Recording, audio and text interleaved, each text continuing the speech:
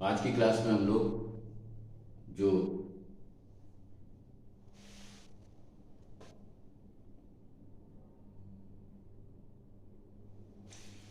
जो पॉलिटी में आगे का जो फंडामेंटल राइट्स का जो चैप्टर है उसको आगे बढ़ाएंगे और जो आगे के संवैधानिक प्रावधान हैं मौलिक अधिकारों के, उनके बारे में आज हम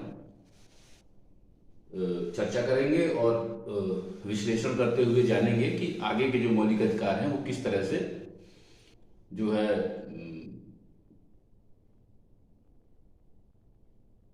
असर डालते हैं व्यक्ति के जीवन में। तो आइए एक बार फिर से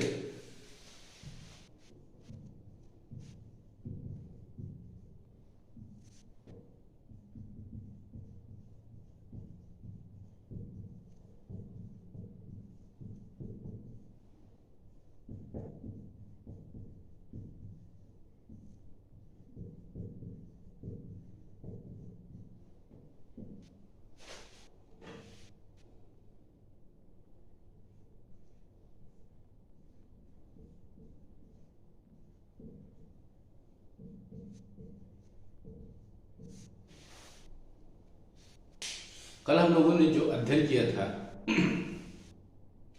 वो अनुच्छेद शायद 22 तक हो गया था कंप्लीट। ठीक है, आज हम लोग अनुच्छेद 23 में चलते हैं और देखते हैं कि क्या कहते हैं ये प्रावधान। ठीक है, तो अगला जो अनुच्छेद है, स्वतंत्र जो अधिकार हैं, जो फंडामेंटल राइट्स हैं, वो है शोषण के विरुद्ध अधिकार।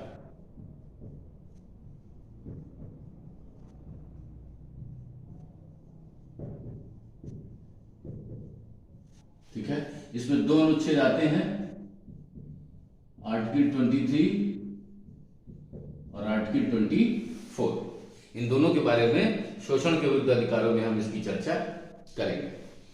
तो जो अनुच्छेद 23 है वो मानव के अवैध व्यापार, बंधुआ मजदूरी तथा इसी प्रकार के अन्य बलात् श्रम को संविधान के अनुच्छेदों 23(1) के अनुसार प्रतिबंधित किया गया है। और जो अगला इसका खंड है वो कहता है इसका उल्लंघन करने वाला व्यक्ति विधि के अनुसार दंड का भागी होगा। ठीक है, और आगे कहा जाता है कि जो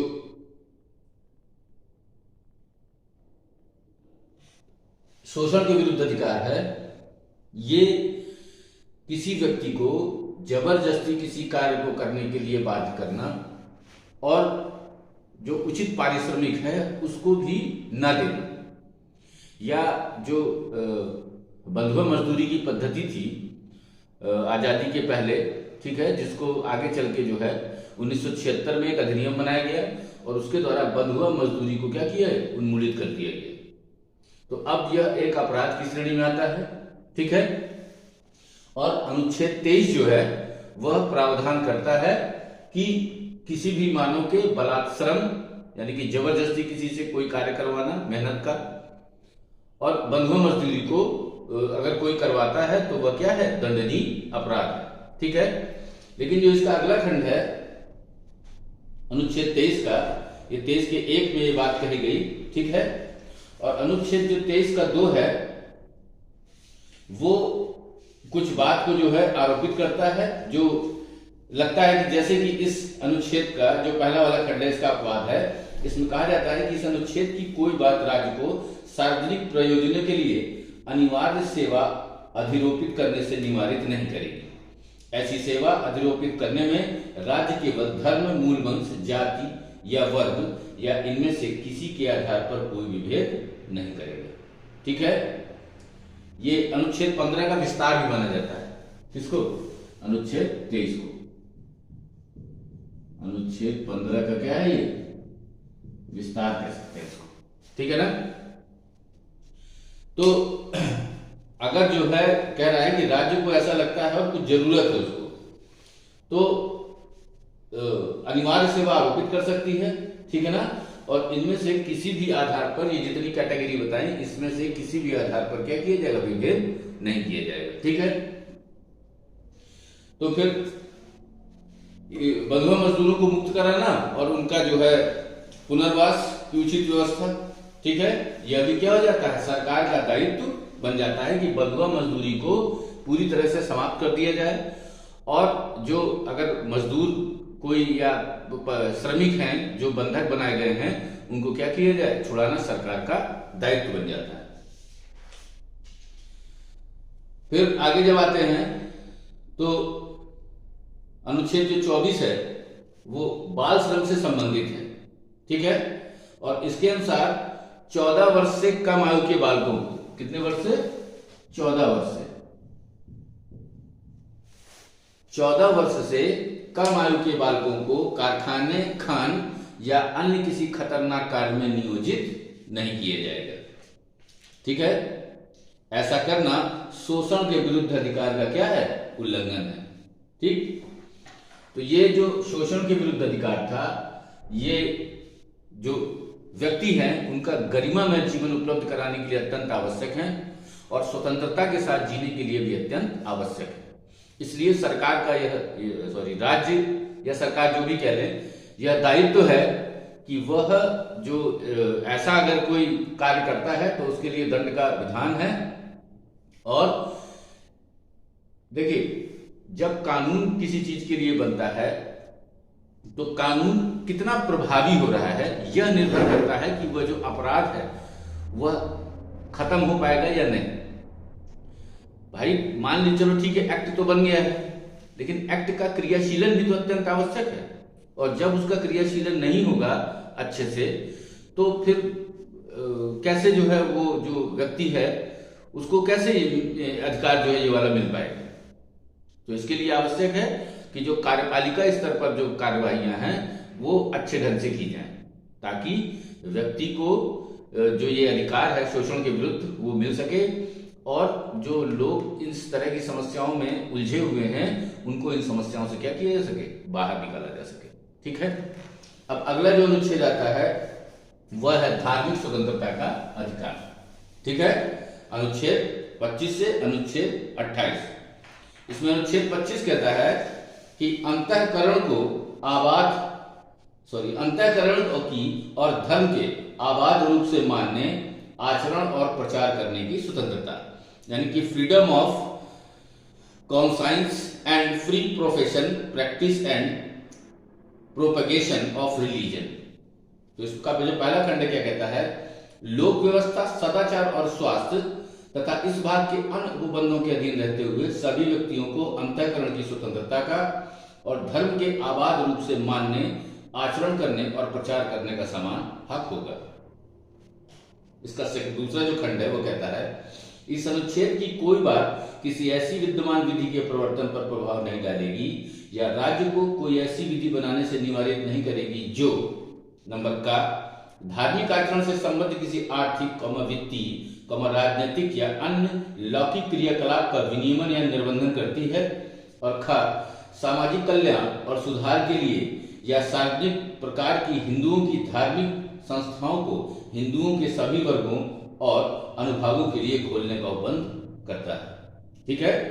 इसमें स्पष्टीकरण दिया जाता है और कहा जाता है कि कृपाण धारण करना और लेकर चलना सिख धर्म को मानने का अंग माना जाएगा। और दूसरा है स्पष्टीकरण में कि हिंदुओं के प्रति निर्देश का यह अर्थ है जो इसमें आया है, जो दूसरे के खा में, तो हिंदुओं के प्रति निर्देश का यह अर्थ है कि सिख, जैन, बौद्ध धर्म को मानने वाले व्यक्तियों के प्रति निर्देश है, ठीक है। और हिंदुओं की धार्मिक संस्थाओं के प्रति निर्देश का भी यही अर्थ लगाया जाएगा कि अगर हिंदुओं के प्रति जो निर्देश है इसका सामान्य अर्थ यह है कि वह सिख, जैन और बौद्ध के प्रति भी क्या है, निर्देश है। और यह उनकी संस्थाओं के बारे में भी अगर कोई निर्देश है तो वह भी इन लोगों की संस्थाओं के बारे में क्या होगा, निर्देश समझा जाएगा, ठीक है। कहने का मतलब क्या है कि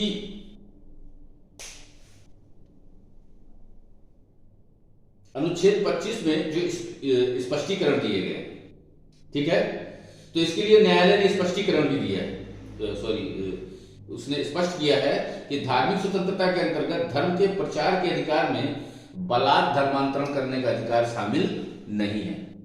कोई स्वेच्छा से अगर यह करना चाहे तो ठीक है, लेकिन आप जबरदस्ती किसी का धर्म परिवर्तन नहीं करा सकते।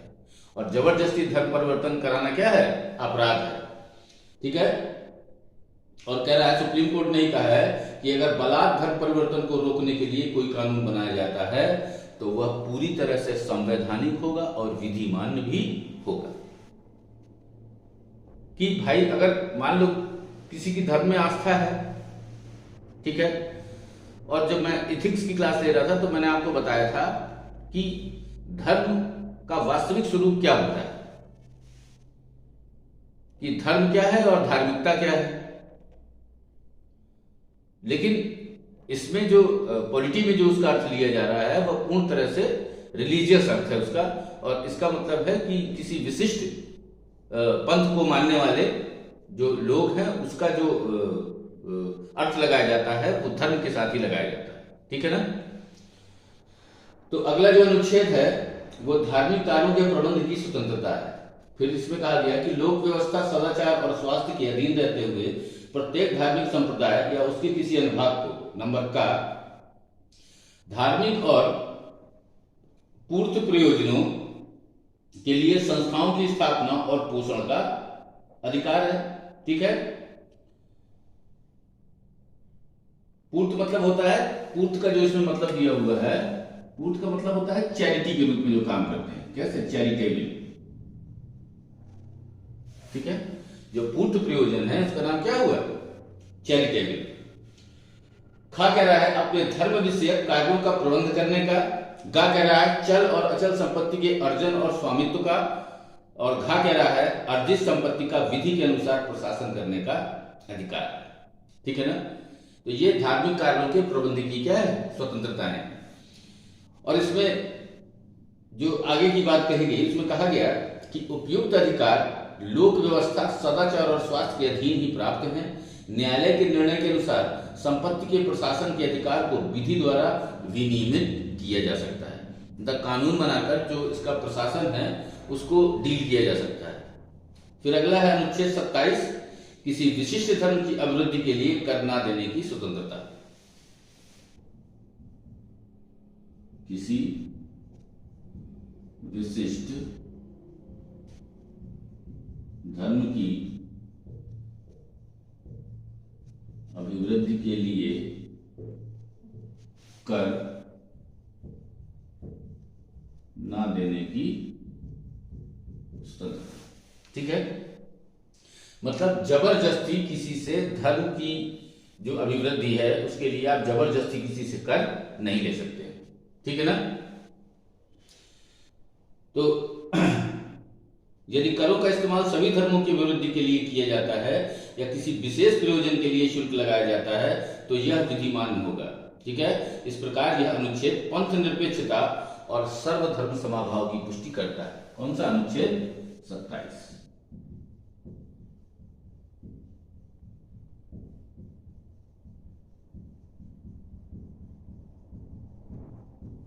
ठीक है।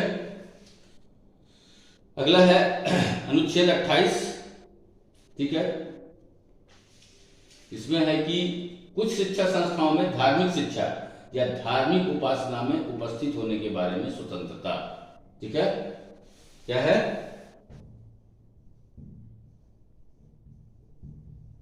कुछ शिक्षा संस्थानों में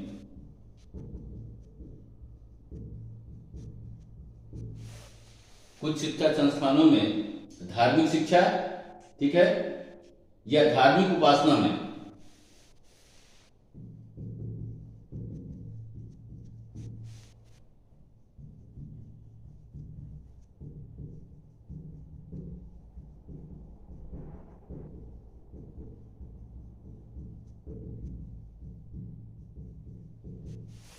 ठीक है। इसमें कह रहा है कि अनुच्छेद 28 यह स्पष्ट किया गया है कि राज्य निधि से पूर्णतः पोषित किसी शिक्षण संस्था में कोई धार्मिक शिक्षा नहीं दी जाएगी, पर ऐसी शिक्षण संस्था जो किसी न्यास के अधीन स्थापित हुई है और जिसके अनुसार उस संस्था में धार्मिक शिक्षा देना आवश्यक है, में यह प्रावधान लागू नहीं होगा। अर्थात वहां धार्मिक शिक्षा दी सकती है। मतलब जो सरकार के जो पोषित जो विद्यालय हैं, वहां पर धार्मिक शिक्षा नहीं दी जाएगी, ठीक है। लेकिन जो किसी न्यास के अधीन स्थापित हुए हैं वहां पर धार्मिक शिक्षा देने में कोई समस्या नहीं, ठीक है। और इसका अगला खंड कहता है कि देखिए, मैंने आपको बताया था कि जो अंतर समझाया था आपको वहां पर कि धर्म की शिक्षा और धार्मिक शिक्षा दोनों में अंतर है।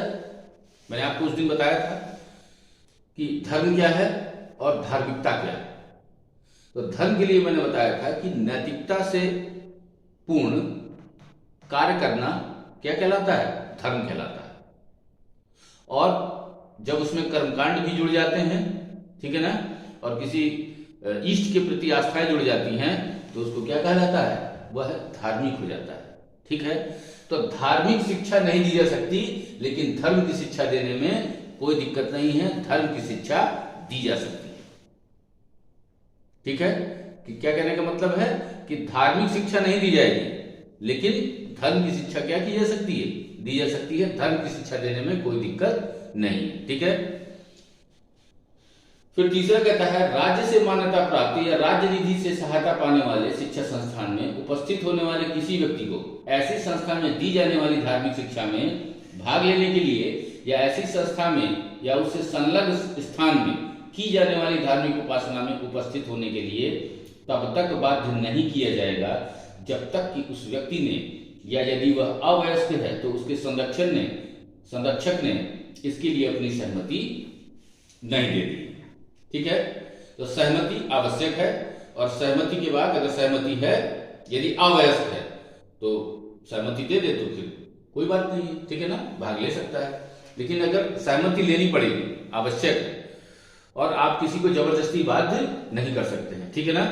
तो ये अनुच्छेद 28 है कि कुछ संस्थाओं में धार्मिक शिक्षा या धार्मिक उपासना में उपस्थित होने के बारे में स्वतंत्रता है, ठीक है ना। चलिए अगला देखिए, संस्कृति और शिक्षा संबंधी अधिकार।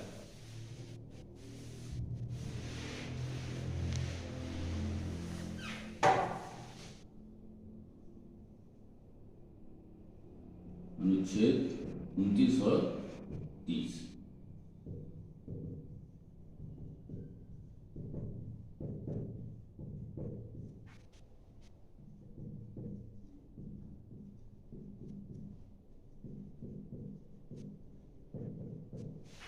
संस्कृति और शिक्षा संबंधी अधिकार, इसमें दो अनुच्छेद हैं, अनुच्छेद 29 और अनुच्छेद 30, ठीक है। 29 क्या कहता है कि अल्पसंख्यक वर्गों के हितों का संरक्षण, अनुच्छेद 29 है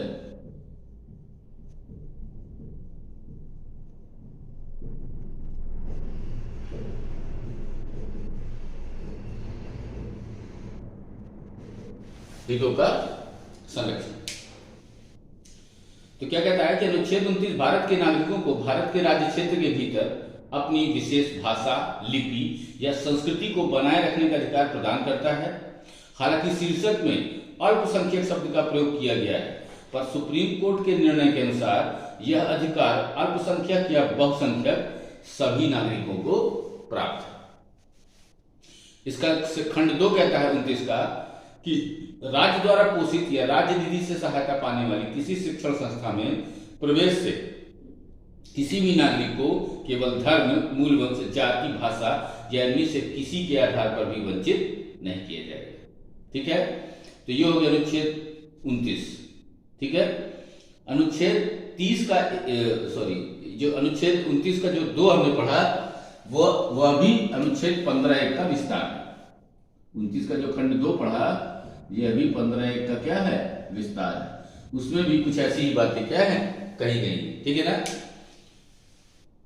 फिर अगला है अनुच्छेद 30, शिक्षा संस्थाओं की स्थापना और प्रशासन करने का अल्पसंख्यक वर्गों का अधिकार। 30 कह रहा है शिक्षा संस्थाओं की स्थापना और उनका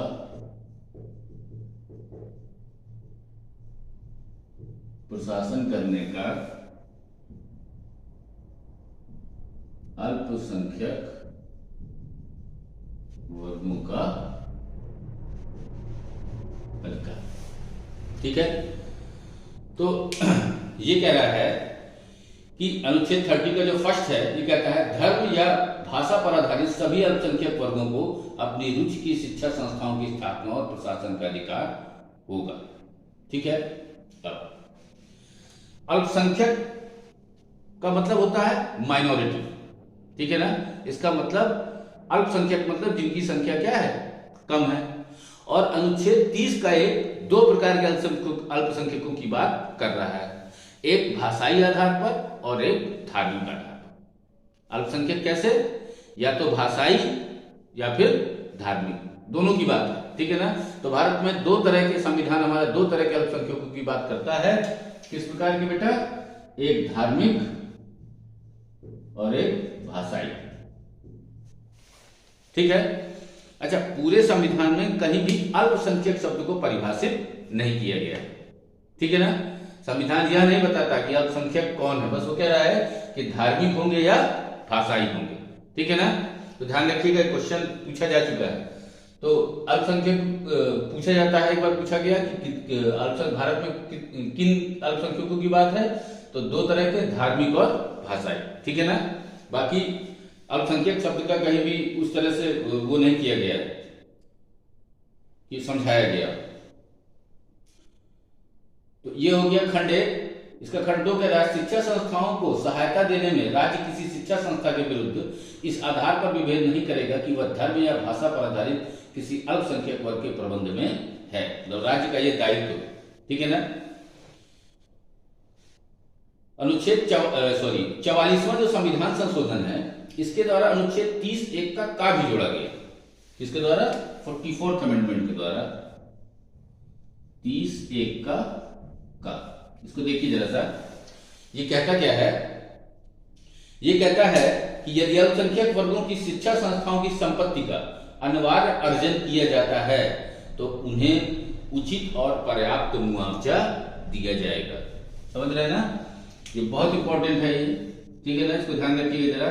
और इसको 44th अमेंडमेंट, कॉन्स्टिट्यूशनल अमेंडमेंट द्वारा संविधान में स्थापित किया गया और कहा गया कि अगर जो उसकी प्रॉपर्टी है अल्पसंख्यक वर्ग की, ऐसी कोई संस्था है, अगर उसका अर्जन किया जाता है तो उसके लिए क्या होगा, उचित जो भी मुआवजा होगा वह मुआवजा उनको क्या किया जाएगा, प्रदान किया जाएगा। ठीक है, यहां अल्पसंख्यक का तात्पर्य केवल धर्म और भाषा पर आधारित अल्पसंख्यक वर्ग से है।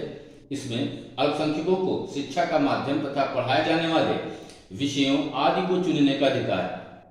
राज्य इसमें अनावश्यक हस्तक्षेप नहीं कर सकता, पर सुप्रीम कोर्ट ने स्पष्ट किया है कि शिक्षा संस्थाओं के प्रबंधन में कुप्रबंधन का अधिकार शामिल नहीं। अतः अगर इस प्रकार के शिक्षण संस्थानों में कुप्रशासन मिलता है अथवा नैसर्गिक न्याय जैसी महत्वपूर्ण अवधारणाओं का उल्लंघन होता है तो ऐसे में राज्य का हस्तक्षेप युक्त माना जाएगा। राज्य सामाजिक हित, कार्यकुशलता, अनुशासन, स्वास्थ्य, लोक व्यवस्था व सदाचार के लिए इनका विनियमन कर सकती है। जैसा कि राज्य क्या क्या कर सकता है, अध्यापकों के सेवा शर्तों के लिए नियम बना सकता है।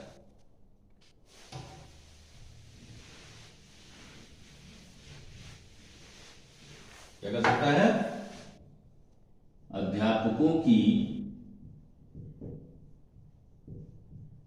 सेवा शर्तों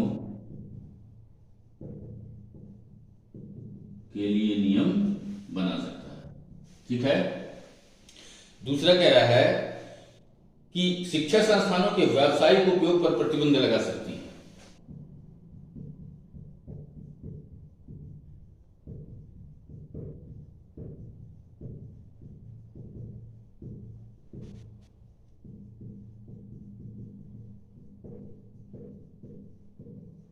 ठीक है, और तीसरा नंबर है इसका जो है, जो बताया जाएगा कि राष्ट्र हित में शिक्षा संस्थाओं में प्रवेश के आधार पर विनियमन कर सकती है।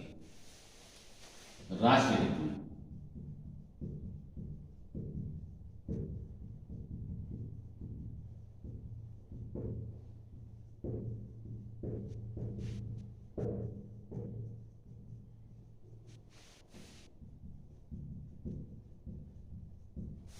ठीक है।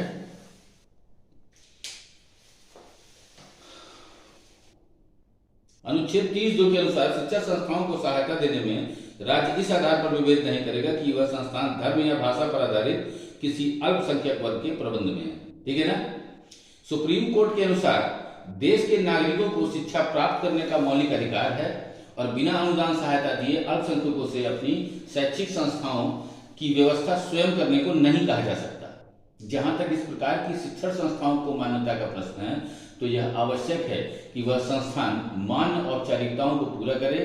सामान्यतः न्यायालय अल्पसंख्यक वर्ग की शिक्षण संस्थाओं में हस्तक्षेप नहीं करता, पर गड़बड़ियों, अनियमितताओं, सामान्य नियमों के उल्लंघन या नैसर्गिक न्याय के उल्लंघन के मामले में युक्त आधार पर न्यायालय द्वारा आदेश, निर्देश और निर्णय जारी किए जा सकते हैं। ठीक है।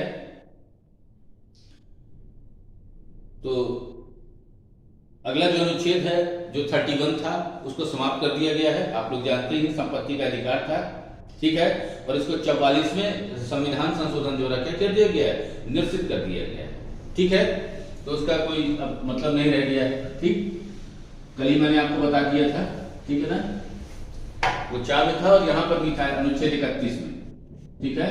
इसको भी क्या कर दिया गया है, निरसित कर दिया गया है। अब सीधे हम लोग आते हैं अनुच्छेद 32 में।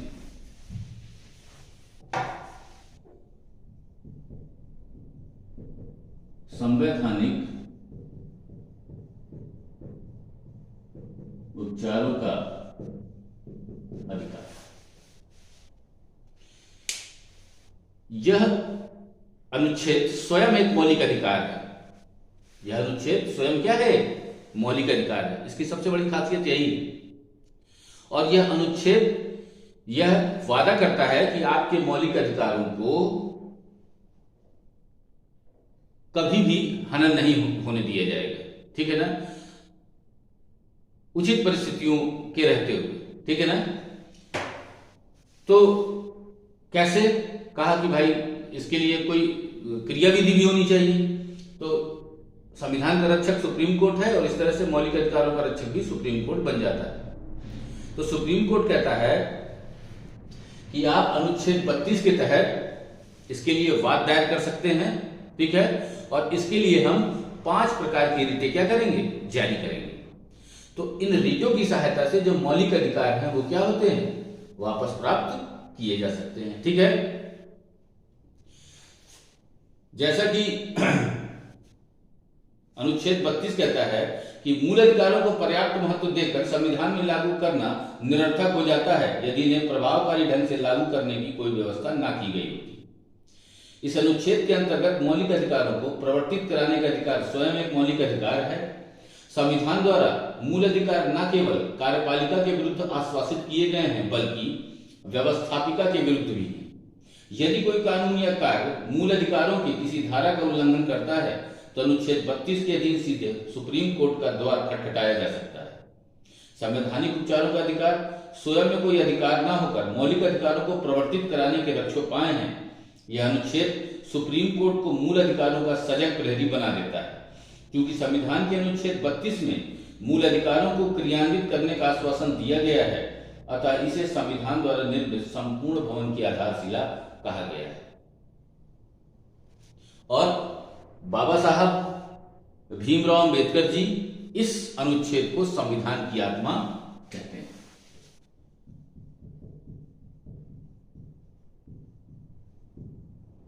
संविधान की आत्मा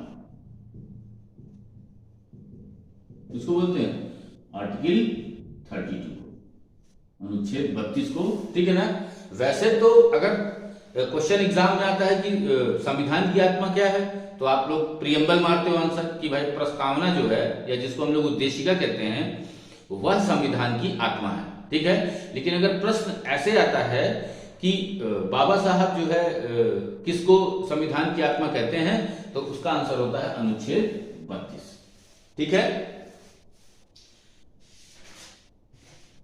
तो अनुच्छेद 32 द्वारा न्यायालय को यह शक्ति दी गई है कि वह भाग 3 में वर्णित मूल अधिकारों को प्रवर्तित कराने के लिए आवश्यक निर्देश या आदेश या रिट जारी कर सकता है। रिट जारी कर सकता है।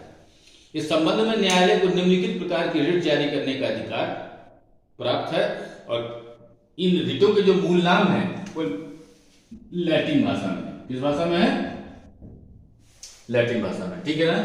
तो सबसे पहला जो है वो है बंदी प्रत्यक्षीकरण।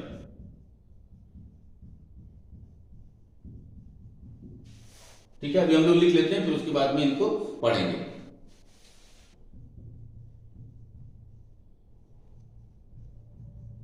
हेबियस कॉर्पस, ठीक है। दूसरी नंबर जो है वो है परमादेश।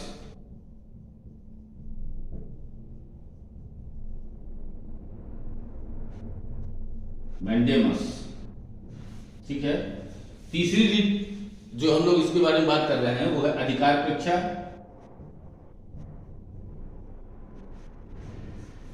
ठीक है, इंग्लिश में इसको कहते हैं क्यू वारंट, ठीक है। चौथी रीत है प्रतिषेध,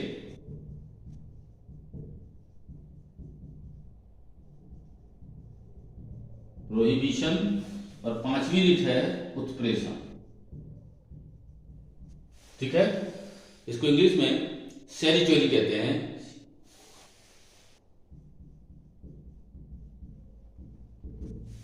ठीक है, तो सुप्रीम कोर्ट मौलिक अधिकारों की रक्षा के लिए ये 5 तरह की रीतें क्या करता है? जारी करता है, ठीक है। और मौलिक अधिकारों के लिए इन रिटों का इतना ज्यादा महत्व है कि सुप्रीम कोर्ट इनके ऊपर विशेष जो है ध्यान रखता है, और किसी भी नागरिक के मौलिक अधिकारों के हनन के लिए इन रिटों को जो है जारी किया जाता है। सबसे पहली रीत है बंदी प्रत्यक्षीकरण, और इसका शाब्दिक अर्थ है शरीर को पाना, यानी कि सशरीर। इसको क्या बोलेंगे? सशरीर, शरीर को पाना, ठीक है। इसमें कहा जाता है कि न्यायालय बंदी बनाए गए किसी व्यक्ति को अपने समक्ष प्रस्तुत करने के लिए यह आदेश देता है ताकि बंदी बनाए जाने के कारणों का परीक्षण किया जा सके। अगर किसी व्यक्ति या व्यक्तियों के समूह को अवैध रूप से बंदी बनाया गया है तो न्यायालय उन्हें मुक्ति का आदेश दे सकता है। इस प्रकार यह व्यवस्था नागरिकों की व्यक्तिगत स्वतंत्रता के प्रति महत्वपूर्ण सुरक्षा प्रदान करती है। यह रीत राज्य तथा उसके प्राधिकारियों के अतिरिक्त किसी व्यक्ति के विरुद्ध भी जारी की जा सकती है। इसकी सबसे इंपॉर्टेंट बात यह है, बिना युक्ति कारणों के न तो राज्य द्वारा और न ही किसी व्यक्ति द्वारा किसी की स्वतंत्रता के अधिकार को वंचित करने का अधिकार। अनुच्छेद 32 के अंतर्गत जो पहली रीत है बंदी प्रत्यक्षीकरण, इसको हैबियस कॉर्पस कहते हैं। इसका मतलब है कि किसी व्यक्ति को भी अवैध तरीके से बंदी नहीं बनाया जा सकता है, ठीक है। यह राज्य के लिए भी निर्देश है और किसी व्यक्ति विशेष के लिए भी क्या है, ये निर्देश है, ठीक है ना। तो इसमें सशरीर उपस्थिति, ठीक है ना, और न्यायालय के समक्ष उसको प्रस्तुत करिए, और अगर गिरफ्तार किया गया है तो गिरफ्तारी के कारणों से पहले ही मौलिक अधिकार बता दिया गया अनुच्छेद 20 में कि भाई अगर किसी को अगर गिरफ्तार किया जाएगा तो उसके कारणों से उसको क्या होगा, अवगत कराया जाएगा, ठीक है। और अगर नहीं कराया जाता है तो फिर आपके पास कोर्ट है, आप बिल्कुल सुप्रीम कोर्ट में अपनी बात को रख सकते हैं और कोर्ट इसको संज्ञान में लेगा और जो समस्या होगा उसका समाधान जरूर देगा, ठीक है। दूसरा है परमादेश। परमादेश एक उच्च आदेश है जिसके माध्यम से लोक प्राधिकारियों को अपने वैध कर्तव्यों का पालन करने के लिए बाध्य किया जाता है ताकि मौलिक अधिकारों को सुरक्षित रखा जा सके। यह आदेश केवल सार्वजनिक पद पर कार्य करने वाले अधिकारियों तथा अन्य व्यक्तियों के विरुद्ध ही नहीं बल्कि स्वयं सरकार तथा अधीनस्थ न्यायालयों व न्यायिक संस्थाओं के विरुद्ध भी जारी किया जा सकता है, लेकिन यह निजी संस्था या व्यक्ति के विरुद्ध जारी नहीं किया जा सकता है, ठीक है ना। तो मैंडेमस को निजी संस्था या व्यक्ति के विरुद्ध जारी नहीं किया जा सकता है, जबकि बंदी प्रत्यक्षीकरण को हमने देखा था कि यह व्यक्ति के लिए भी क्या होता है, जारी किया जा सकता है, ठीक है ना। तो यह सर्वोच्च आदेश होता है, ठीक है ना। ये क्या होता है, सर्वोच्च आदेश देता है, ठीक है। हम आदेश देते हैं, इसका जो शब्दावली होती है वो क्या होता है, हम आदेश देते हैं। आगे है लोक पद पर अथवा उससे जुड़े हुए व्यक्तियों के अधिकारों व शक्तियों का परीक्षण अधिकार की चरित्र के माध्यम से होता है। इस रिट द्वारा न्यायालय सार्वजनिक पद पर कार्य कर रहे किसी लोक प्राधिकारी से यह पूछ सकता है कि वह किस अधिकार से यह कार्य कर रहा है तथा उसके दावे का औचित्य सिद्ध न होने पर उसे उक्त पद पर कार्य करने से रोका जा सकता है। इस रिट की शर्त यह है कि वह पद सार्वजनिक तथा मौलिक हो और किसी के प्रसाद पर्यंत न रखा गया हो। ठीक है ना, किसी के प्रसाद पर्यंत नहीं होना चाहिए। तो ऐसा अगर प्रसाद पर्यंत का पद है तो उसके लिए ये रिट जारी नहीं होगी। ठीक है, लेकिन अगर सार्वजनिक पद है तो उसके लिए यह रिट जरूर से जरूर जारी होगी। ठीक है, अगला है प्रतिषेध। अच्छा देखिए, ये दोनों न्यायिक रिटें हैं।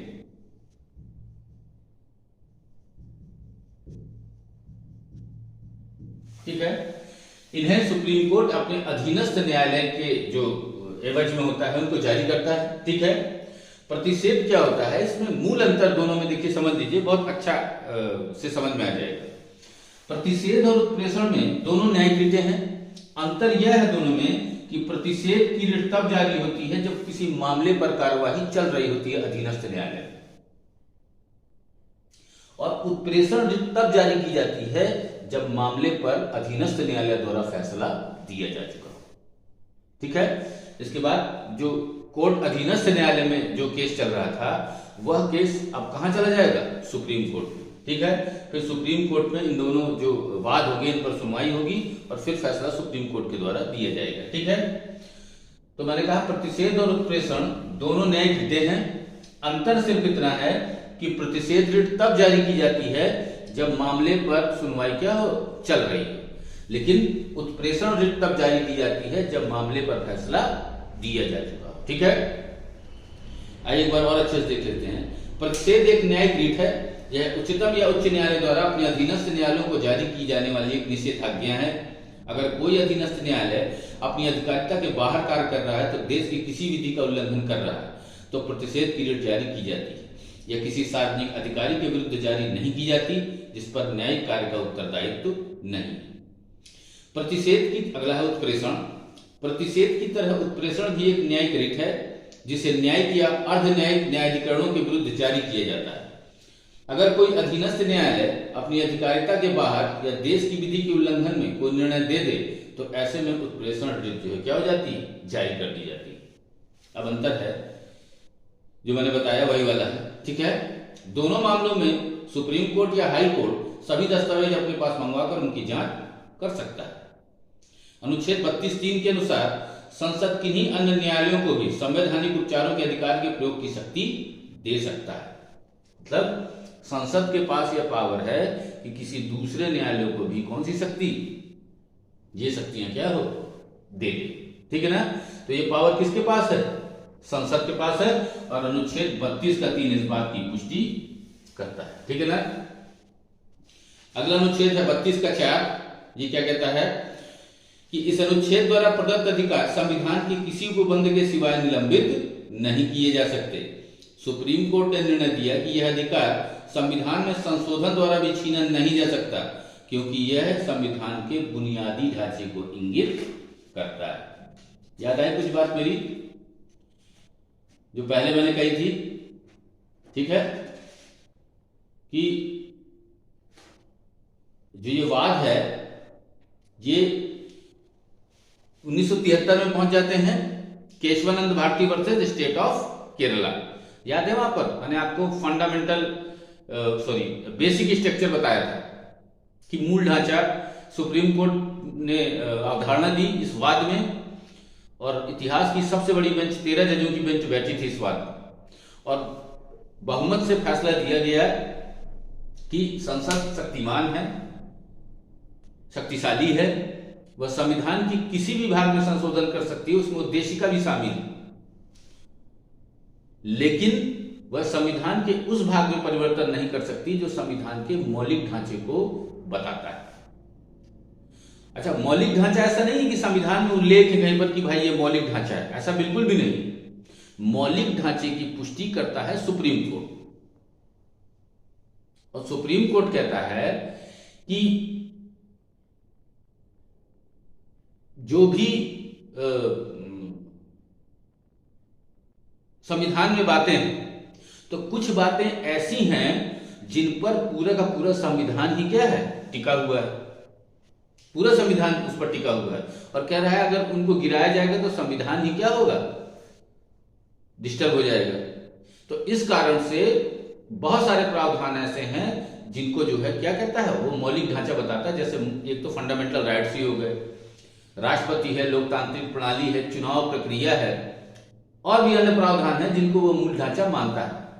और आगे वो ये भी बात बोल देता है कि ऐसा नहीं कि बस इतना ही है मूल ढांचा, कह रहा है भविष्य में अगर जरूरत पड़ेगी तो हम जो और कोई भाग है विचार करने के बाद उनको मूल ढांचा घोषित कर सकते हैं, अगर ऐसा लगता है कि उनको प्रभावित करने से संविधान क्या होगा, प्रभावित होगा। तो इस तरह से जो 32 का जो चौथा नंबर है, ठीक है ना, तो कहता है कि इसको जो है किसी भी हालत में निलंबित नहीं किया जा सकता है, अनुच्छेद 32 को, ठीक है ना। इसलिए क्यों, क्योंकि यह किसका भाग है, मूल ढांचे का भाग है। ये संविधान का बेसिक स्ट्रक्चर बनाता है, इसलिए इसको किसी भी हालत में संविधान संशोधन के द्वारा भी बदला नहीं जा सकता। ये जैसा है वैसा ही रहेगा हर परिस्थिति में, ठीक है। तो ये अनुच्छेद 32 का 4 बताता है इस बात को, ठीक। अगला आते हैं अनुच्छेद 33 में, ठीक है। कह रहा है कि इस भाग द्वारा प्रदत्त अधिकारों का बलों आदि को लागू होने में रूपांतरण करने की संसद की शक्ति, ठीक है। यह अनुच्छेद संसद को अधिकार देता है कि वह सशस्त्र बलों और आवश्यक सेवाओं में कार्य कर्तव्य के निर्वहन और अनुशासन बनाए रखने के लिए विधि द्वारा मूल अधिकारों को सीमित कर सकती है, ठीक है। तो वहां पर मौलिक अधिकारों की सीमाएं हैं। जिस तरह से आम नागरिक मौलिक अधिकारों का प्रयोग कर सकता है, इस तरह से सशस्त्र बल मौलिक अधिकारों का प्रयोग नहीं कर सकते हैं, ठीक है ना। और संसद उन पर निर्बंधन लगा सकती है। अनुच्छेद नेक्स्ट अगर आते हैं 33 के बाद, तो अनुच्छेद 34 है, कह रहा है जब किसी क्षेत्र में सेना विधि प्रवृत्त है तब इस भाग द्वारा प्रदत्त अधिकारों पर निर्बंधन।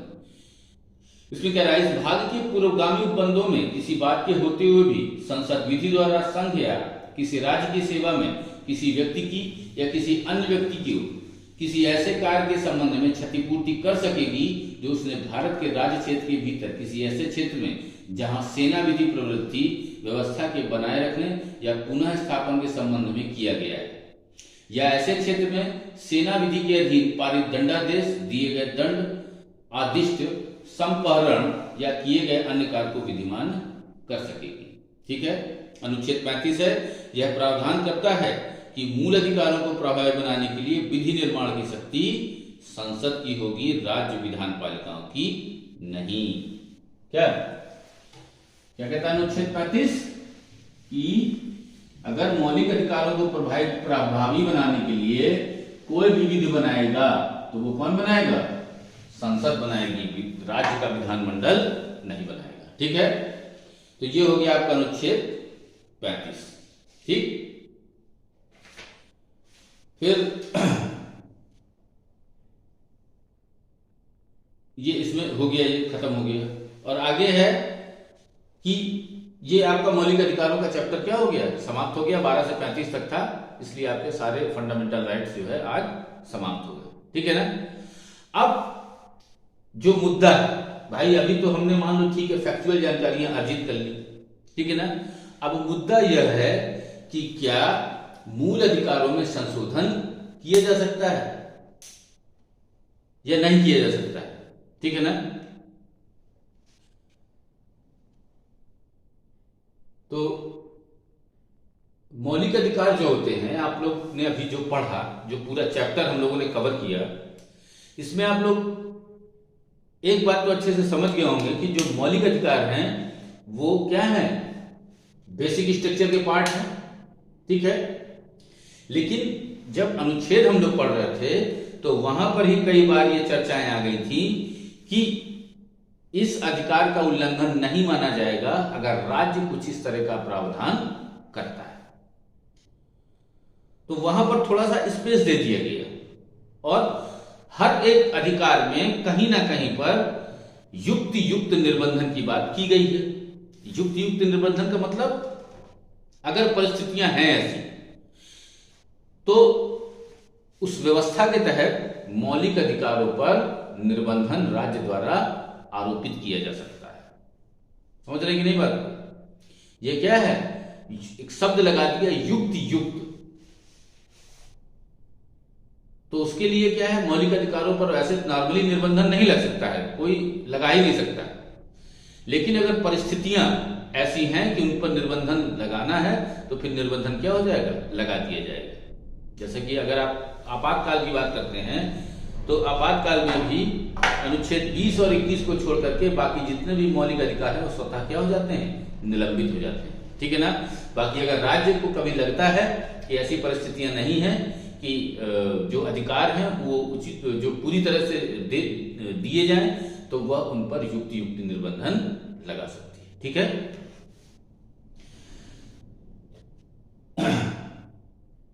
क्या मूल अधिकारों में संशोधन किया जा सकता है? तो सुन लीजिएगा जरा सा इसको। संसद मूल अधिकारों में संशोधन कर सकती है या नहीं, यह काफी समय से विवाद का विषय रहा है। 1951 में शंकरी प्रसाद बनाम भारत संघवाद में सुप्रीम कोर्ट ने निर्णय दिया कि अनुच्छेद 368 के अधीन संसद द्वारा संविधान संशोधन की शक्ति में मूल अधिकार भी शामिल। सज्जन सिंह बनाम राजस्थान राज्य के बाद में सुप्रीम कोर्ट ने अपने पूर्व निर्णय का अनुमोदन किया और कहा कि संविधान निर्माता गण मूल अधिकारों को संशोधन से परे रखना चाहते तो संविधान में ऐसा स्पष्ट प्रावधान करें। आगे गोलकनाथ बनाम पंजाब राज्य। पहला वाद था शंकरी प्रसाद,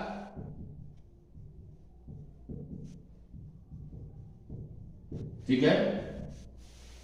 दूसरा जो वाद था वो हमने अभी देखा सज्जन सिंह, ठीक है, बनाम राजस्थान वाद।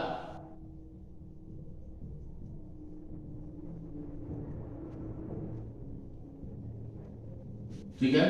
तीसरा अभी जो हमने शंकरी प्रसाद हो गया।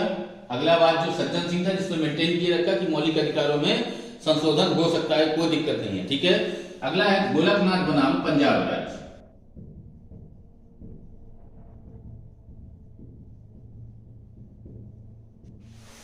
ठीक है।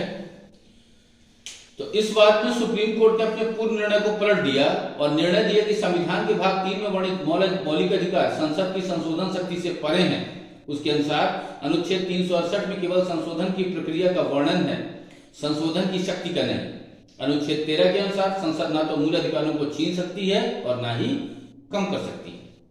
आगे संसद ने 24वां संविधान संशोधन किया 1971 में और अनुच्छेद 13 में यह संशोधन कर स्पष्ट कर दिया कि संसद को अनुच्छेद 368 के अधीन संविधान संशोधन की शक्ति प्राप्त है तथा इसके अधीन पारित कोई भी विधि अनुच्छेद 13(2) में प्रयुक्त विधि शब्द के अंतर्गत शामिल नहीं होगी।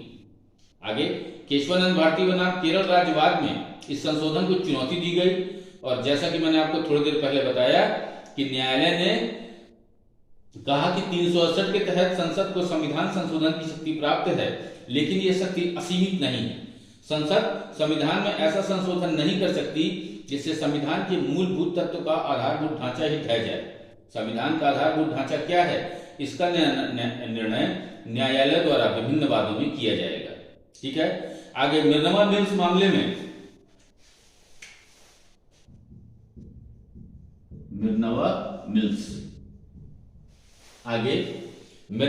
मामले में न्यायालय ने संसद द्वारा संविधान के किसी भाग में संशोधन की शक्ति को माना पर यह भी व्यवस्था दी कि न्यायपालिका उसकी वैधानिकता का परीक्षण कर सके। यदि कोई संशोधन संविधान के आधारभूत ढांचे के प्रतिकूल है तो न्यायालय उसे शून्य घोषित कर सकती है। फाइनली जो निकल कर आई बात वह यह निकल कर आई कि संसद संविधान की किसी भी भाग में संशोधन कर सकती है, ठीक है, लेकिन सुप्रीम कोर्ट उसकी जांच कर सकता है। अगर उसको ऐसा लगता है कि यह मूल ढांचा के अंतर्गत आती है और यह संविधान को क्या करेगी, ढांचे को ढहाएगी, तो उसके लिए सुप्रीम कोर्ट उस जो कानून होगा जो भी होगा उसको क्या कर देगी, शून्य घोषित कर देगी। और इस तरह से मौलिक अधिकारों का रक्षक और संविधान का रक्षक दोनों, सुप्रीम कोर्ट भी और हाई कोर्ट भी, दोनों आगे बनकर सामने आते हैं। ठीक है। तो इस तरह से ये अनुच्छेद जो है क्या हो, सॉरी, ये जो पार्ट था आपका भाग 3 जिसमें मौलिक अधिकार थे, ये पार्ट आपका क्या हो गया है, समाप्त हो गया है। ठीक है, अब हम आगे कुछ विषयों पर चर्चा करते हैं। आप लोग को एक प्रश्न लिख के मुझे दिखाना है। अगर आप लोग लिख सकते हो तो बिल्कुल लिखिए, ठीक है ना। मैं लिख देता हूं इसमें प्रश्न।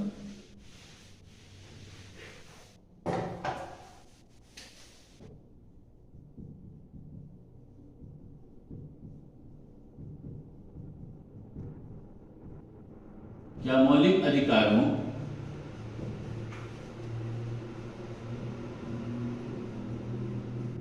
में संसद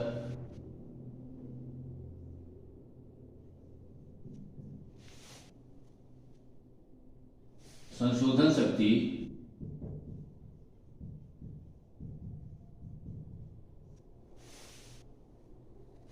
क्या मौलिक अधिकारों में संसद की संशोधन शक्ति असीमित है?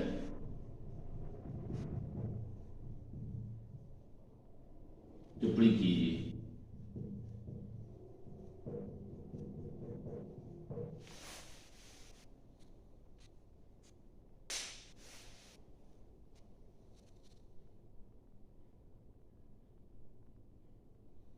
ठीक है, ये क्वेश्चन आप लोग को क्या करना है, लिख के दिखाना है। आप लोग इसको जो बच्चे क्लास में थे, ठीक है ना, किसी भी तरह से अगर जैसे मुझ तक पहुंचा सकते हैं तो आप लोग क्या करेंगे, पहुंचाइए, ठीक है ना।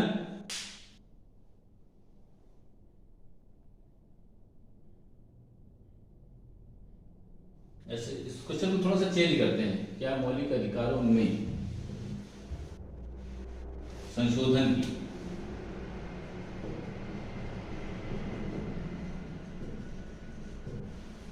संसद की शक्ति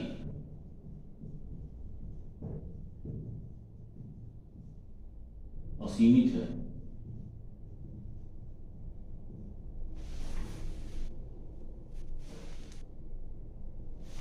टिप्पणी कीजिए। ठीक है, ये प्रश्न आप लोग को दिखाना है। ठीक, तो अब जो आगे का जो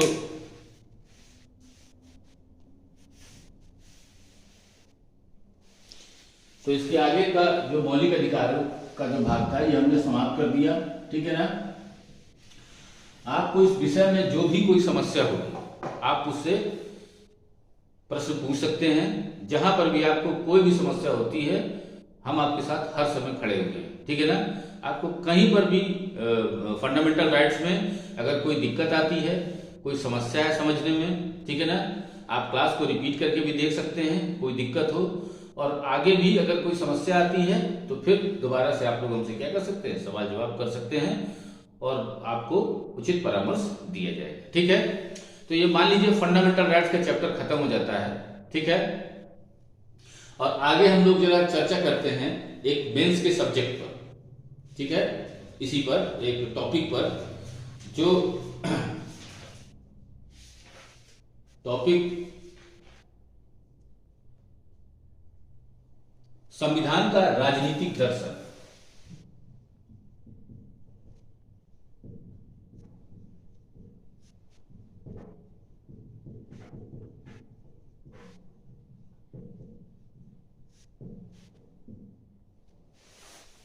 संविधान का राजनीतिक दर्शन। अक्सर ऐसा माना जाता है कि संविधान कानूनों का संग्रह मात्र है। कानून एक बात है जबकि मूल्य और नैतिकता बिल्कुल ही अलग बात है। इसलिए संविधान के प्रति केवल कानूनी नजरिया अपनाया जा सकता है, ना कि नैतिक या राजनीतिक दर्शन का नजरिया। इस विचार का दूसरा पहलू भी है। यह सत्य है कि हर कानून में नैतिक तत्व नहीं होता, किंतु बहुत से कानून ऐसे हैं जिनका हमारे मूल्यों और आदर्शों से गहरा संबंध है। उदाहरण के लिए समानता का नियम यह भाषा, धर्म, लिंग, जन्म स्थान आदि के आधार पर व्यक्तियों के बीच भेदभाव की मनाही करता है। इस तरह का कानून समानता के विचार से जुड़ा है। यह कानून इसलिए बना है क्योंकि हम लोग समानता को मूल्यवान मानते हैं। उदाहरण से स्पष्ट है कि कानून और नैतिकता मूल्यों के बीच गहरा संबंध है। इस कारण संविधान को एक ऐसे दस्तावेज के रूप में देखा जा सकता है जिसके पीछे एक नैतिक दृष्टि काम कर रही है। संविधान में अंतर्निहित नैतिक तत्वों को जानने और उनके दावों के मूल्यांकन के लिए संविधान के प्रति राजनीतिक दर्शन का नजरिया अपनाने की जरूरत है। इसमें 3 मुख्य बातें शामिल हैं। नंबर पहला, संविधान का निर्माण कतिपय अवधारणाओं के आधार पर हुआ है। संविधान में व्यवहार के लिए किए गए पद जैसे अधिकार, नागरिकता, अल्पसंख्यक, लोकतंत्र आदि शब्दों में एक व्यवहारिक प्रक्रिया भी निहित है। दूसरा, संविधान का निर्माण जिन आदर्शों की बुनियाद पर हुआ है उन पर हमारी गहरी पकड़ होनी चाहिए। हमारे समाज और शासन व्यवस्था में उन बुनियादी अवधारणाओं की झलक स्पष्ट होनी चाहिए। तीसरा, भारतीय संविधान को संविधान सभा की बहसों के साथ जोड़कर पढ़ा जाना चाहिए ताकि सैद्धांतिक रूप से यह स्पष्ट हो सके कि आदर्श कहां तक और क्यों ठीक है और आगे इनमें कौन से सुधार किए जा सकते हैं। आज संविधान के बहुत से आदर्शों को चुनौती मिल रही है। इन आदर्शों को संविधान में सूखे हुए फलों की भांति सिर्फ रख भर नहीं दिया गया है, बल्कि इन पर बार बार अदालतों में बहस होती है। विभिन्न राजनीतिक क्षेत्रों में विचार विमर्श होता है और सवाल भी उठाए जाते हैं कि ये हमारे राजनीतिक जीवन के अभिन्न अंग है। ठीक है ना। अगली हेडिंग है, संविधान का राजनीतिक दर्शन क्या है। संविधान के दर्शन का तात्पर्य उन आदर्शों से है जिनसे भारतीय संविधान प्रेरित है तथा उन नीतियों से है जिन पर संविधान और शासन प्रणाली आधारित है। संविधान के राजनीतिक दर्शन को कतिपय शब्दों में बताना कठिन है। हमारा संविधान किसी एक शीर्षक में अटने से इनकार करता है। यह उदारवादी, लोकतांत्रिक, धर्मनिरपेक्ष, संघवादी, सामुदायिक जीवन मूल्यों का पक्षधर, धार्मिक और भाषाई अल्पसंख्यकों के प्रति संवेदनशील तथा एक राष्ट्रीय पहचान बनाने के लिए प्रतिबद्ध संविधान है।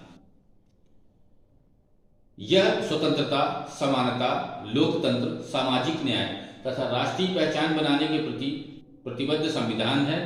यह स्वतंत्रता, समानता, लोकतंत्र, सामाजिक न्याय तथा राष्ट्रीय एकता पर आधारित है।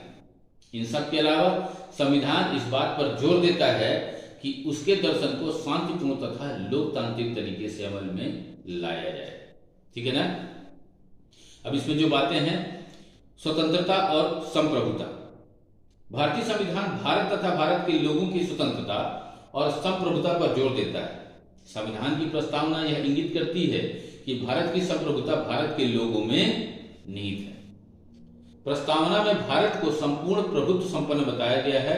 तात्पर्य यह है कि भारत के लोग अपने आंतरिक और वैदेशिक मामलों में सार्वभौम तथा स्वतंत्र। स्वतंत्रता और संप्रभुता, इसका जो अभी जिक्र किया गया वह यह कह रहा है कि हमारा जो देश है वह अपने इंटरनल मैटर में और बाहरी मैटर में, ठीक है, आउटर जो भी होगा, एक्सटर्नल और इंटरनल दोनों मैटर में डिसीजन लेने के लिए स्वतंत्र है। और हम अपनी विदेश नीति के माध्यम से, स्वतंत्र विदेश नीति के माध्यम से अपनी जो कार्य है उनको क्या करते हैं, संपादित करते हैं। तो हम पर कोई प्रेशर नहीं है भाई। बहुत सारे देश ऐसे हैं जो आज भी अन्य देशों के प्रेशर में है, ठीक है ना, और उनकी जो विदेश नीति है वह दूसरे देश की विदेश नीति से क्या होती है, प्रभावित होती है। तो ऐसे देशों को क्या संप्रभु माना जाएगा? बिल्कुल नहीं माना जाएगा। ऐसे देश कतई संप्रभु नहीं है। संप्रभु देश वह होता है जिसकी स्वतंत्रता होती है अपने आंतरिक मामलों में भी और बाहरी मामलों में। बिल्कुल वो स्वतंत्र संप्रभु कहलाता है। लोकतांत्रिक बदलाव का साधन। संविधान हमारे समाज में बदलाव के लिए शांतिपूर्ण लोकतांत्रिक साधन प्रदान करता है। संविधान की लोकतांत्रिक प्रक्रिया सत्ता को निरंकुश होने से रोकती है। लोकतंत्र का सिद्धांत सत्तासीन लोगों की शक्ति पर प्रभावी अंकुश लगाता है, जबकि कमजोर लोगों को उनके अधिकारों को हासिल करने की ताकत देता है। पिछले आम चुनाव में भारतीय मतदाताओं ने परिपक्वता का परिचय दिया तथा जनता के प्रति असंवेदनशील सत्ताधारियों को बाहर का रास्ता दिखाया। ठीक है, मतलब कह रहा है कि भाई देखिए, सरकार का जो दायित्व होता है वह होता है लोगों के कल्याण के लिए क्या करना, कार्य करना। और जो जितनी भी अभी आप लोग जो हम लोग राजनीतिक जो परिप्रेक्ष्य में अगर बात करें तो भारत की जो विदेश नीति वर्तमान समय में जितनी आगे बढ़ी हुई है और जितना प्रभावशीलता के साथ में हम वैश्विक मुद्दों की बात अंतर्राष्ट्रीय पटल पर रखते हैं, इतना जो है जो विदेश नीति मजबूत हुई है, ये आपको क्या लगता है कि ये क्यों जो है इस तरह का कि हमारे जो विदेश मंत्री हैं वो रशियन प्रेसिडेंट से सामने बाकायदे टेबल पर बैठकर बात कर रहे हैं और अपनी बात को बेबाक तरीके से क्या कर रहे हैं, रख रहे हैं।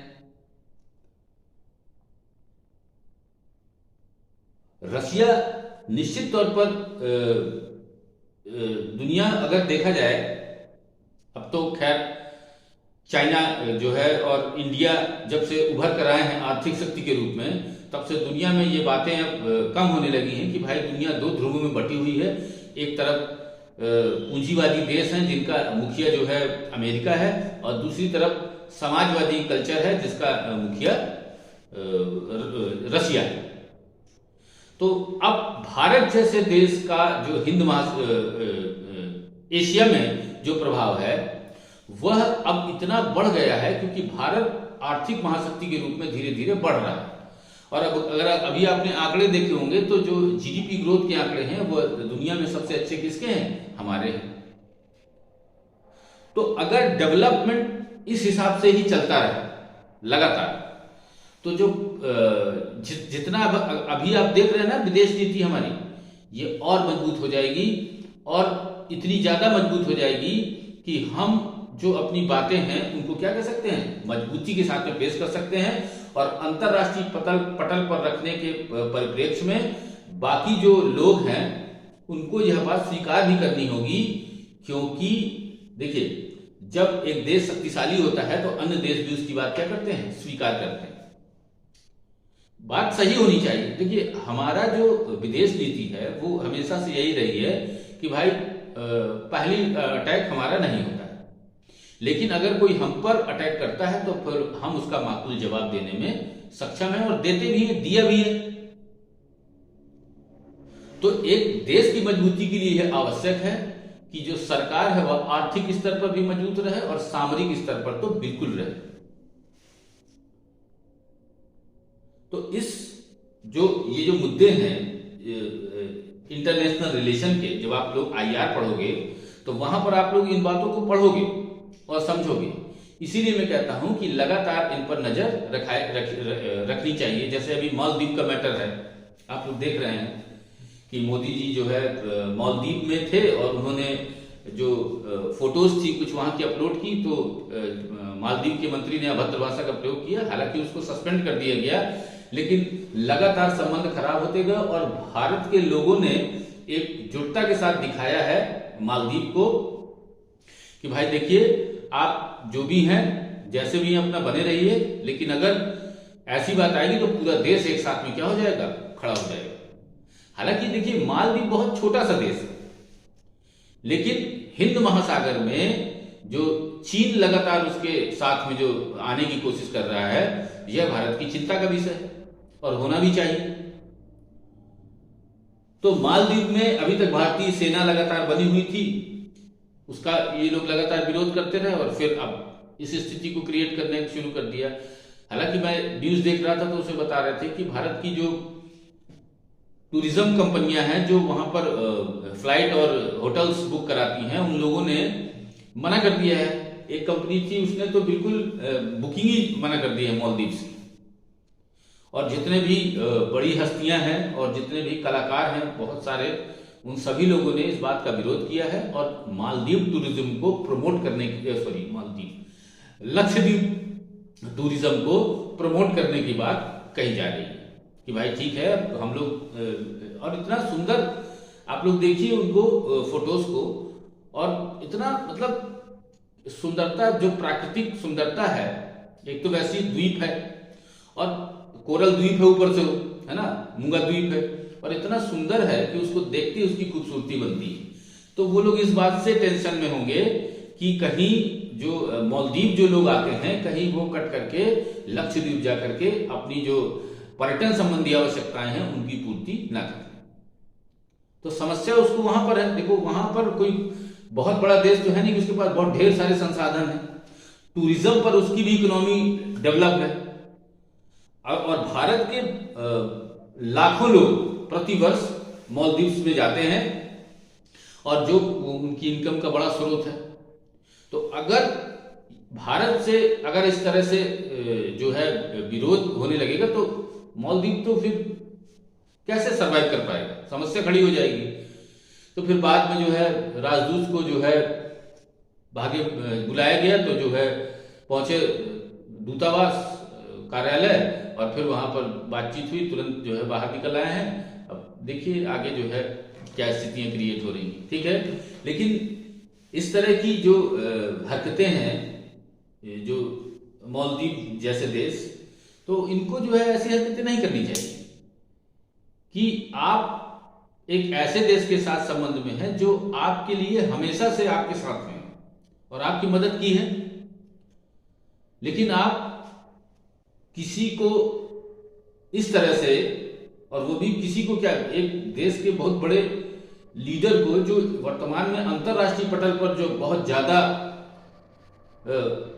महत्व रखते हैं, तो आप अगर ऐसी बातें करेंगे फिर आप कैसा है जो है आपका सिस्टम जो है गड़बड़ा जाएगा। अब वहां पर जो है अभी मैं देख रहा था लोकतंत्र में विपक्षी दल का हंगामा हो गया और सरकार गिराने की बात शुरू हो गई, तो समस्याएं बढ़ेंगी। आप ऐसा काम ही कर रहे हैं। खैर, अंतरराष्ट्रीय स्तर की जब अगर हम बात करें तो ये जो समस्या क्रिएट की है, तो इसका जो है जो भुगतान है वो मालदीव को झेलना पड़ेगा और वो समस्या बढ़ेगी, कम नहीं होगी, ठीक है। तो थोड़ा सा न्यूज पर फोकस रखा करिए और लगातार न्यूजों पर नजर रखा करिए। उसके आसपास के द्वीप हैं, क्या कहां प्रसंग है, इन सब पर भी आप लोग नजर बनाए रखा करिए, ठीक है। आगे चलते हैं। तो व्यक्ति की स्वतंत्रता, भारतीय संविधान व्यक्ति की स्वतंत्रता के लिए प्रतिबद्ध है। यह प्रतिबद्धता किसी चमत्कार के रूप में या चुपचाप बैठकर चिंतन मनन करने से नहीं आई, बल्कि यह पिछली एक सदी में जारी बौद्धिक और राजनीतिक गतिविधियों का परिणाम है। ब्रिटिश शासन के दौरान प्रेस की स्वतंत्रता की मांग निरंतर उठाई जाती रही है। इसी कारण स्वतंत्र भारत में अभिव्यक्ति की स्वतंत्रता को संविधान का महत्वपूर्ण अंग बनाया गया, ठीक है। फिर न्याय, ठीक है। हमारा संविधान सामाजिक न्याय से गहराई से जुड़ा हुआ है। सामाजिक, आर्थिक और शैक्षणिक दृष्टि से पिछड़े वर्गों के पुनरुत्थान के लिए संविधान में अनेक उपबंध यत्र तत्र बिखरे पड़े हैं। अनुसूचित जाति, जनजाति को आरक्षण, जाति, धर्म और वर्ण के आधार पर विभेद न करना, सबको न्याय के समान अवसर उपलब्ध कराना आदि इसके कतिपय उदाहरण हैं। आर्थिक न्याय और राजनीतिक न्याय सभी नागरिकों को समान राजनीतिक अधिकार प्रदान करता है, ठीक है। नेक्स्ट है पंथ निरपेक्षता, ठीक है, जिसको 42वें संविधान संशोधन द्वारा जोड़ा गया, ठीक है। और सार्वभौमिक वयस्क मताधिकार, ठीक है। तो सार्वभौमिक वयस्क मताधिकार की बात करें तो 1928 में प्रस्तुत मोतीलाल नेहरू रिपोर्ट में सभी वयस्कों को मतदान के अधिकार देने की बात कही गई थी। यह गर्व की बात है कि संविधान में एक व्यक्ति एक वोट का सिद्धांत सर्वसम्मति से स्वीकार कर लिया गया है। तो ये संविधान का राजनीतिक दर्शन था, ठीक है ना। इसमें एक चीज को अगर हम और जोड़ दें, राष्ट्रीय एकता को, तो संविधान में राष्ट्रीय एकता को एक महत्वपूर्ण स्थान प्रदान किया गया है तथा भारतीय जनता को एक राष्ट्रीय पहचान दी गई। यह राष्ट्रीय पहचान धर्म या भाषा के आधार पर लोगों के पहचान की विरोधाभासी नहीं है, बल्कि इनके बीच संतुलन स्थापित करने का प्रयास किया गया है। यह जरूर है कि टकराव की स्थिति में राष्ट्रीय पहचान को वरीयता प्रदान की गई है ताकि राष्ट्र की एकता और अखंडता को सुनिश्चित किया जा सके, ठीक है। पंथ निरपेक्षता,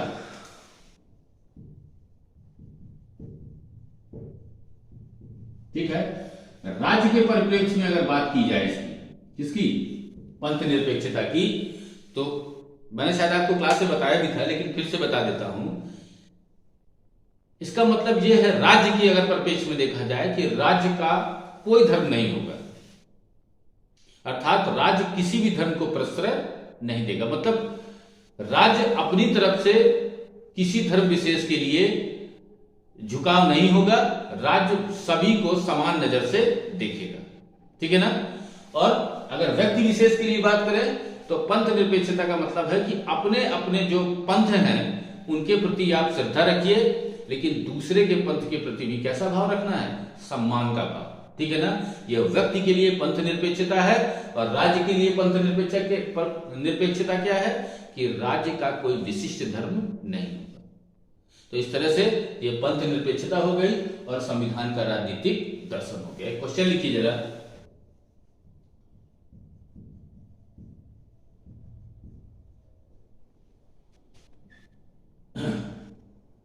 संविधान के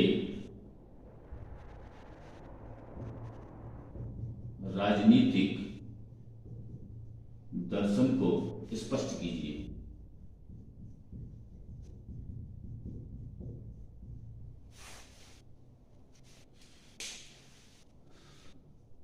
संविधान के राजनीतिक दर्शन को स्पष्ट कीजिए। तो ये आपका क्वेश्चन है। और जैसा कि मैंने आपको क्लास में बताया था कि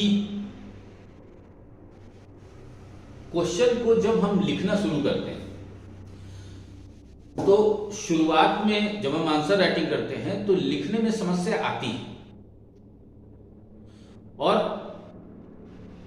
समस्या इसलिए आती है क्योंकि जो स्नातक स्तर पर जो हमने सब्जेक्ट में जो लिखावट की रहती है उसकी लिखावट और यूपीएससी के आंसर लिखने में बहुत बड़ा अंतर होता है ना। भाई वहां पर जो भी आंसर लिखता है तो आदमी किसी ना किसी तरह से लिख देता है, लेकिन यहां पर किसी ना किसी तरह से नहीं लिखना है। यहां पर चीजों को सही ढंग से सही जगह पर बैठाते हुए आपको क्या करना है? आंसर लिखना है। और आंसर की भाषा ऐसी हो जो सहज हो और आसानी से क्या हो सके? समझ में आ सके। ठीक है ना। ऐसा नहीं है बहुत ज्यादा लच्छेदार भाषा लिखने की कोशिश की जाए। लच्छेदार भाषा अच्छी होती, मैं ये नहीं कह रहा हूं कि खराब है, परंतु आप जिस भाषा में अपनी अभिव्यक्ति दे सकते हो आपको उस भाषा में अपनी अभिव्यक्ति देनी चाहिए। और अभिव्यक्ति ऐसी हो जो सरल भाषा का प्रतिनिधित्व करे और अपनी बात को सही ढंग से आप क्या कर सकें, जो एग्जामिनर है वहां तक पहुंचा सकें। इससे आपका आंसर क्या होगा? बेहतर होगा, अच्छा होगा। और भाषा शैली भी क्या होगी? आपके अनुसार होगी। आप ये नहीं सोचिएगा कि नहीं मुझे शब्द में समस्या है तो मैं बहुत ज्यादा साहित्यिक लैंग्वेज लिखने का प्रयास करूं। आप अपनी भाषा में लिखिए, अपनी बात को स्पष्ट कीजिए। और अगर एग्जाम्पल दे सकते हैं अपनी बात को स्पष्ट करते हुए तो बहुत अच्छी बात है, समस्या ही नहीं होगी। तो मैं हमेशा बच्चों से कहता हूं कि देखिए आंसर लिखने की आपको प्रैक्टिस लगातार करनी है। आंसर लिखने की प्रैक्टिस आपको लगातार करनी है और धीरे धीरे ही विकसित होगी। आप चाहे जब मन करिए आप आंसर लिख सकते हैं, ढेरों साधन उपलब्ध है आंसर लिखने के लिए। और प्रयास करिए लिखने का, शुरू करिए। भाई शुरुआत होगी तभी तो चीजें आगे बढ़ेंगी। जब शुरुआत ही नहीं होगी तो प्रोग्रेस कैसे होगी? तो अच्छे से आप लोग अपना जो है लिखने का चयन कीजिए और अपनी लैंग्वेज में ज्यादा से ज्यादा लिखने की कोशिश कीजिए, क्योंकि आपकी लैंग्वेज ही आपकी बात को एग्जामिनर तक पहुंचाएगी। तो आपका आंसर जब आप अपनी भाषा में लिखोगे तो निश्चित है कि भाई बहुत अच्छा होगा। तो उसके लिए आपको अध्ययन करने की आवश्यकता है। ठीक है ना। पुस्तकों से मित्रता करिए। ठीक है, पुस्तकें पढ़िए, अच्छी अच्छी पुस्तक पढ़िए और ऑथेंटिक पुस्तक पढ़िए। कोई भी पुस्तक पढ़ना नहीं शुरू कर देना, क्योंकि पुस्तक पढ़ने के क्रम में क्या होता है कि इतनी पुस्तकें आदमी ले लेता है और फिर उनको पढ़ नहीं पाता है। इसलिए आवश्यक है कि पुस्तकों का अध्ययन सटीक ढंग से किया जाए। ठीक है। तो पॉलिटी में आपका जो फंडामेंटल राइट्स का पोर्शन है ये आपका कंप्लीट हो गया है। ठीक है।